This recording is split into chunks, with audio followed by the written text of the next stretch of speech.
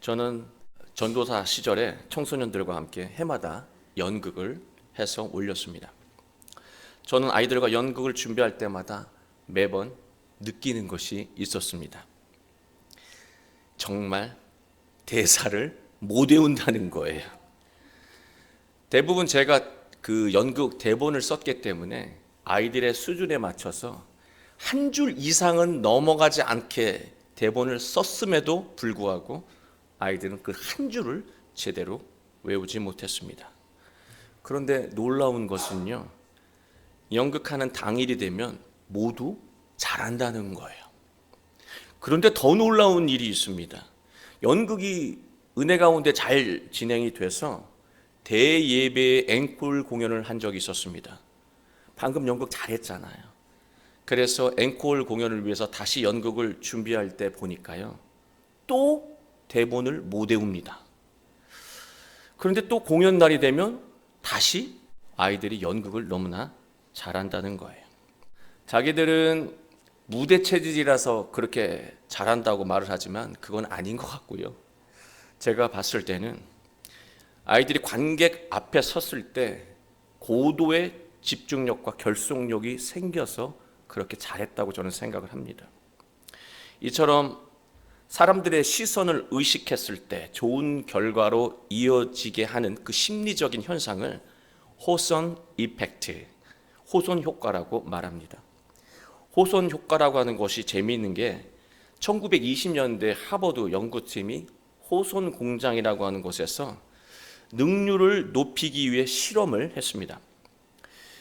연구를 위해 선발한 직원들을요, 두 개의 군으로 나누고 작업 환경을 바꾸어 보았습니다. 한쪽은 조명을 밝게 해놓고 일을 하게 했고요. 또 한쪽은 조명을 좀 어둡게 해서 일을 하게 했습니다. 그런데 이상하게도 두 군 모두 생산성이 향상되었습니다. 결국 작업장의 밝기는 생산성과 아무런 관계가 없다는 그런 사실을 확인하고 실험은 종료되었습니다. 그런데 실험이 끝나자 곧바로 생산성이 낮아졌습니다. 원인을 알 수 없었던 연구팀은요, 참여했던 직원들과 인터뷰를 하게 되는데요, 인터뷰하다가 그 원인을 알게 됩니다. 직원들은 자신들이 연구를 위해서 선발된 것을 알고 있었어요. 그리고 연구자들이 자신들이 일하고 있는 그 상황을 아주 예의주시하면서 지켜보고 있다는 것을 인지하고 있었기 때문에 작업하는 동안에 더 집중하고 협력해서 일하게 되었다고 말했습니다. 결국 생산성이 높아지게 된 이유는요, 사람들이 나를 보고 있다라고 하는 그 인식 때문에 생산성이 높아졌다라고 하는 거예요. 저는 호손 효과의 효능을 지금 나누려고 하는 것이 아니고요. 중요한 것은 사람은 타인의 시선과 반응에 많은 영향을 받는다는 거예요. 정도의 차이는 있겠지만 사람은 타인이 보고 있는 것을 알게 되잖아요. 행동 패턴이 바뀐다는 거예요. 내가 원래 이런 사람이 아닌데 누군가 보고 있으면 더 자신을 꾸며서 행동하게 된다는 것이죠. 결국 타인에게 영향을 받게 되면 심리적인 압박을 받을 수밖에 없습니다. 그리고 본심과 다르게 위선적인 삶을 살 수밖에 없는 거예요. 반대로 타인의 시선에서 벗어난 곳에 있으면요, 삶의 적극성을 잃어버리거나 윤리적으로 무너진 삶을 살 수 있다는 말입니다. 하나님은 이러한 인간의 심리를 정확하게 알고 계셨어요. 그래서 3300년 전에 신명기 말씀을 백성들에게 주신 거예요. 백성들은 430년 동안 애굽에서 노예 생활을 했습니다. 그리고 이제야 가나안 땅에 들어가서 새로운 사람들과 부딪혀야 하는 직면에 놓였습니다. 하나님은 백성들이 새 속에 물든 불의한 사람들의 시선과 반응에 흔들리지 않고 바르고 복된 인생을 살라고 주신 말씀이 바로 신명기라고 하는 거예요. 오늘날 우리도 사람들의 시선과 반응에 많은 영향을 받으며 살아갑니다. 우리의 삶의 자리도요, 어떻게 보면 이스라엘의 상황과 똑같다고 할 수 있습니다. 우리가 매일 맞이하는 이 아침 시간은요, 가나안으로 들어가기 직전의 상황과 똑같은 거예요. 세상으로 나가기 직전의 이 아침 시간이 바로 가나안 땅으로 들어가기 직전의 이스라엘의 상황과 똑같다라고 하는 거예요. 그래서 오늘 말씀이 우리에게 매우 중요합니다.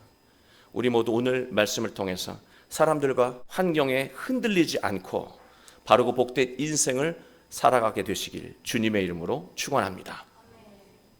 모세는 말합니다. 5절 말씀이에요. 내가 나의 하나님 여호와께서 명령하신 대로 규례와 법도를 너희에게 가르쳤나니 이는 너희가 들어가서 기업으로 차지할 땅에서 그대로 행하게 하려 함인즉. 원래 원전을 보면은요, 5절 앞에 라라고 하는 단어가 있는데 우리 성경에는 번역이 안 됐습니다. 라라고 하는 단어는요, 뜻이 깊이 생각해라, 숙고해라 라고 하는 말입니다.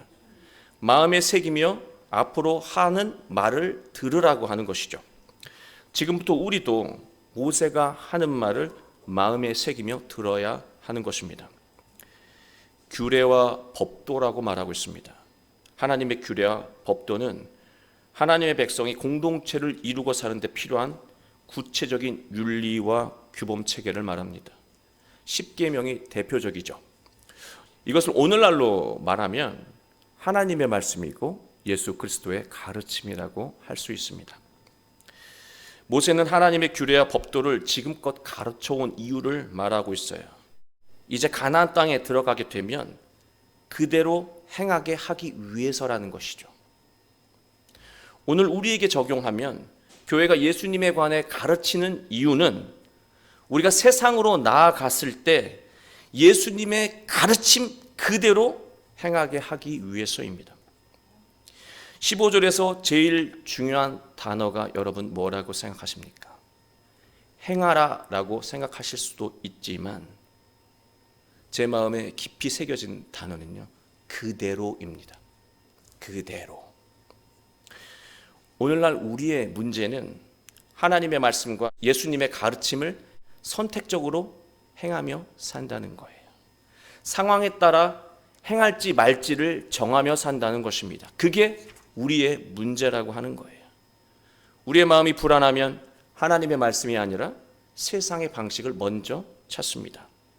우리의 마음이 억울함이 심하면 예수님의 말씀대로 용서하지 못하고 보복하고 싶은 마음을 갖게 된다는 거예요. 또 돈에 관해서는 어떻습니까? 돈에 대해서는 하나님의 법보다 세상의 셈법으로 행동한다는 거예요. 우리가 신앙으로 살면서도 신앙의 능력을 경험하지 못하는 이유는요, 하나님의 말씀과 예수님의 가르침을 그대로 살지 못하고 선택적으로 살기 때문이에요. 신앙의 능력은 선택이 아니라 그대로 순종할 때 일어나는 거예요. 6절 말씀을 보시면 너희는 지켜 행하라. 이것은 여러 민족 앞에서 너희의 지혜요 너희의 지식이라. 그들이 이 모든 규례를 듣고 이르기를 이 큰 나라 사람은 과연 지혜와 지식이 있는 백성이로다 하리라. 모세는 지켜 행하라고 말하고 있습니다. 여기서 이 지키다라고 하는 단어가 쏴마르라고 하는 단어인데요, 이 본래의 의미가요, 울타리를 쳐서 보호하라고 하는 거예요. 이 말을 풀어서 말한다면 하나님의 규례와 법도가 가나안의 속성과 뒤섞이지 않도록 정확히 선을 긋고 보호하며 말씀대로 행하며 살라고 말씀하신 거예요. 하나님이 왜 이런 말씀을 하셨을까요? 왜 하나님이 오늘을 살아가는 우리에게 이 말씀을 주신 것일까요? 여러분, 아무것도 가진 것이 없는 백성이요, 가나안 땅에 들어가요. 가나안 땅은 기름진 땅이잖아요. 풍요가 충만한 땅이에요. 아무것도 가진 것이 없는 백성이 풍요의 땅에 들어가면 세상 말로 눈이 뒤집어지는 거예요. 부러움이 생기는 것이죠. 부러움은 부러움으로 그치지 않습니다. 부러움의 감정은요, 상대적인 빈곤감으로 이어져요. 자신을 초라하고 불행하게 여기게 한다는 것이죠. 저들은 어떻게 저렇게 많은 부를 누리며 살 수 있을까? 바알을 숭배해서 그렇구나. 그 순간부터 백성들은 영향을 받기 시작한다는 거예요. 이런 생각에 지배를 당하게 되면 가나안 사람들 앞에서 하나님 말씀대로 사는 것을 창피하게 여길 수 있다는 것이죠. 이 모습은 오늘날 우리의 모습과 다르지 않습니다. 교회와 가정에 있을 때는 하나님에 대한 믿음으로 살겠다고 다짐하고 다짐을 하는데요, 세상에 나가서 세속의 방식으로 잘 살며 잘 누리는 사람을 보게 되면 우리는 상대적인 박탈감, 빈곤을 느끼게 됩니다. 나는 하나님을 믿어도 불행하다는 생각을 갖게 되는 것이죠. 영적으로 흔들리게 되는 거예요. 하나님의 규례와 법도는요, 부자가 되는 세상 법과 뒤섞이게 되는 거예요. 그때부터는 하나님의 말씀이 세상 법과 막 뒤섞여서 나타난다는 거예요. 그래서 겉모양은 하나님을 믿는 모습인데 속모양은 우상을 섬기는 것과 똑같아지는 거죠.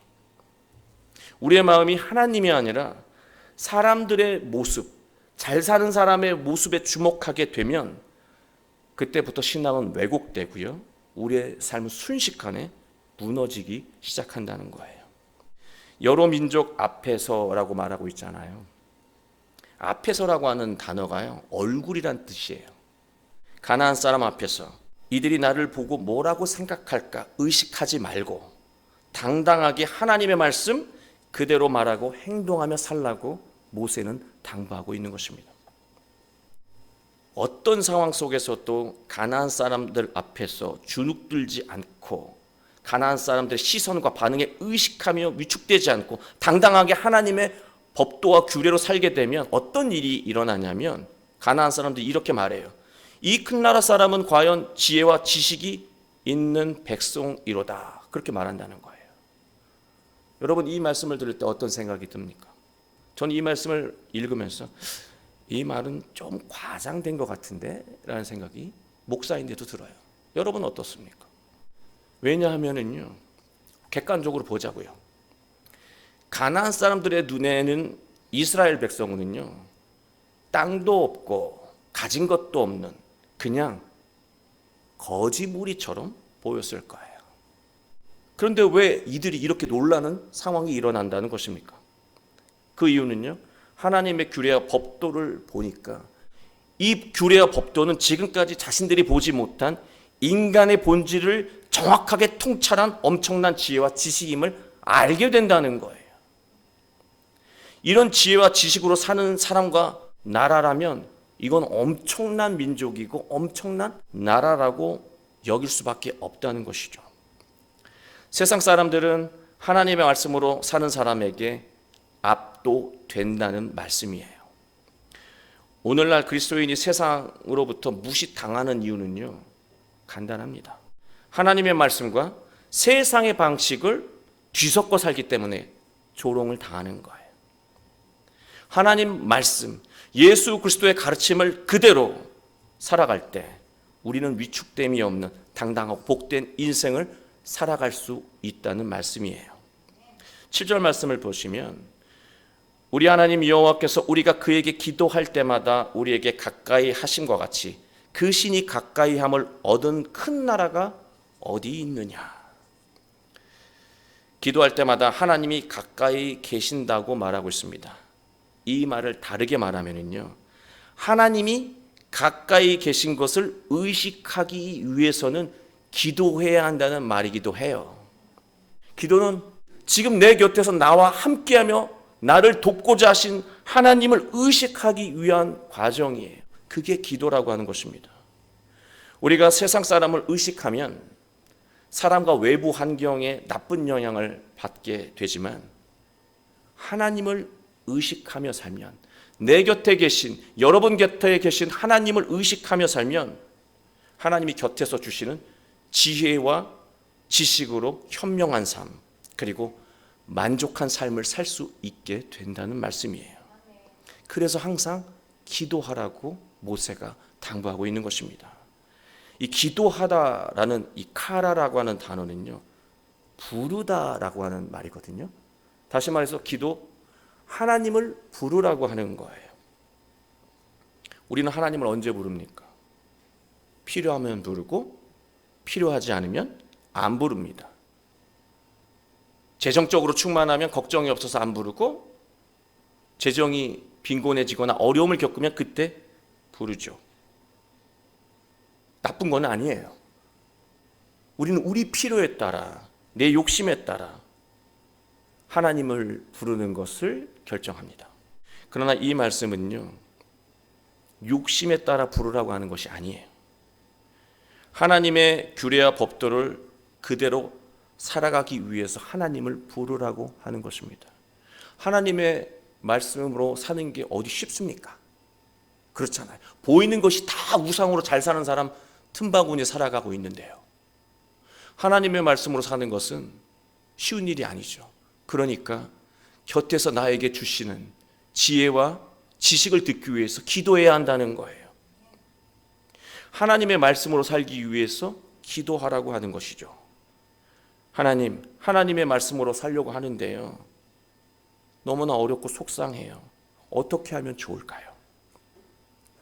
이렇게 하나님의 기도하는 자에게 하나님은 가까이서 은혜를 베푸신다는 거예요.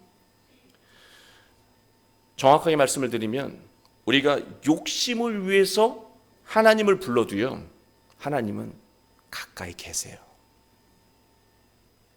걱정 안 하셔도 돼요. 우리가 욕심을 가지고 하나님을 불러도요, 하나님은 가까이 계신다는 거예요.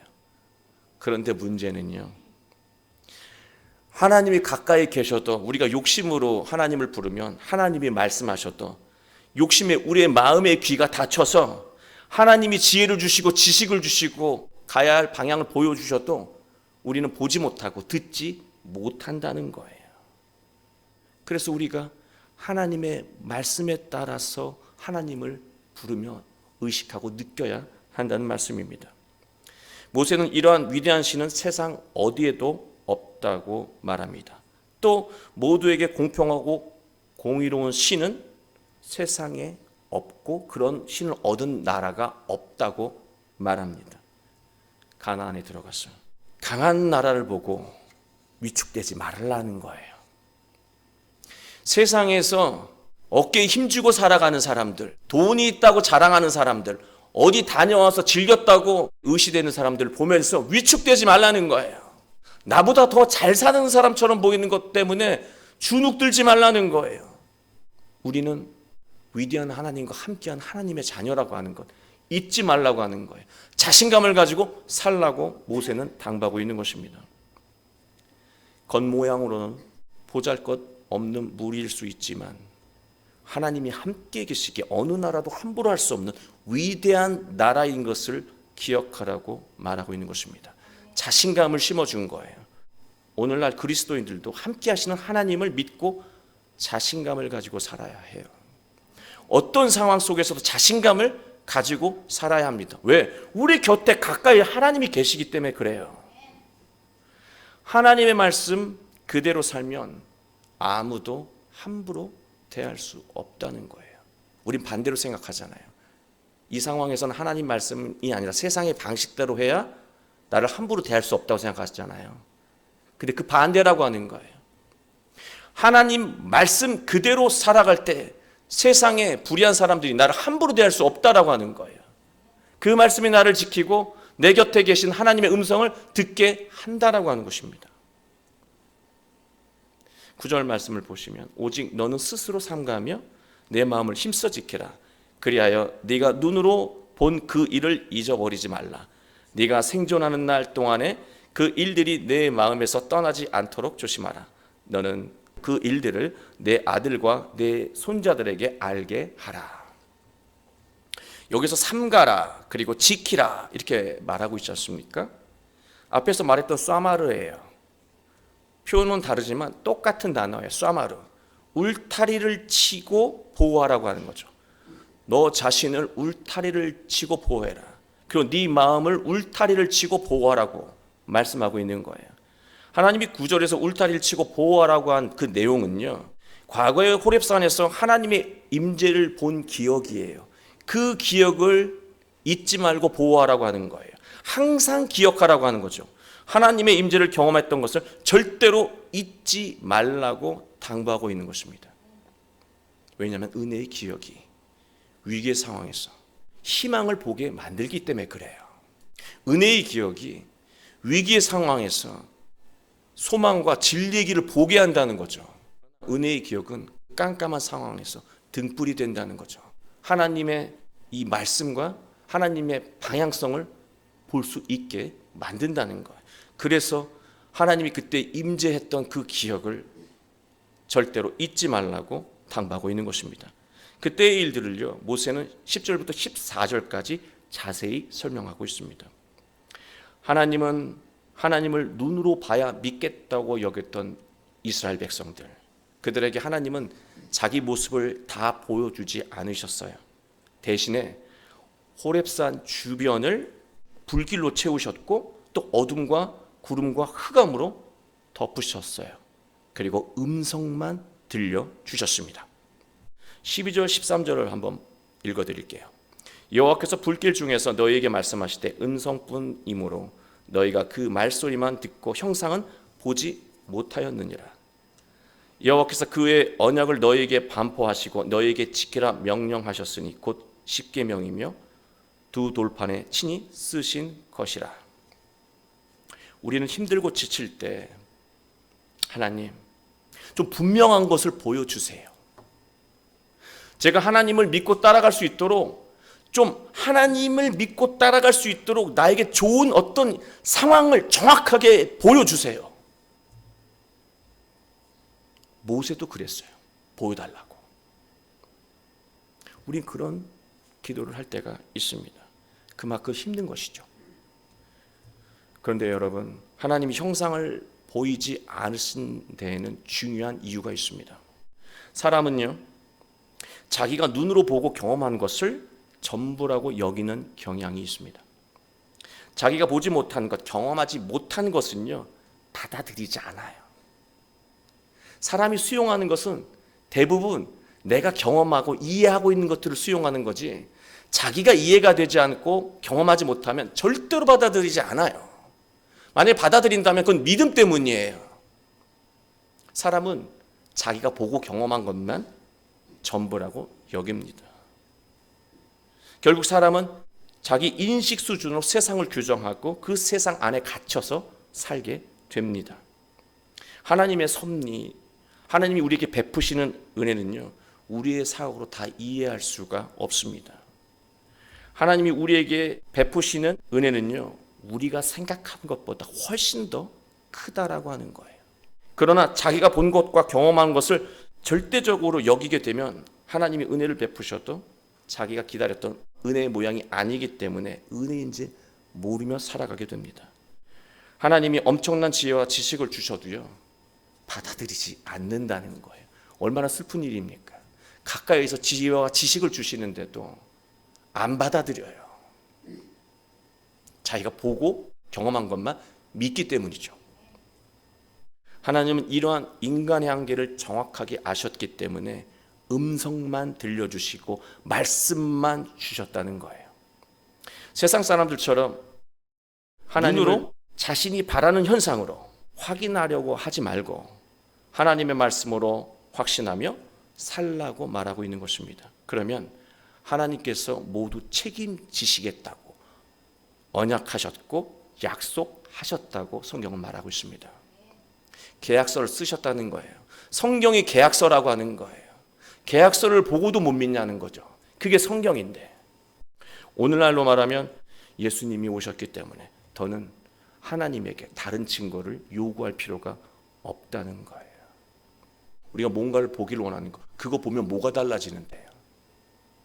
아무것도 달라지는 것 없어요.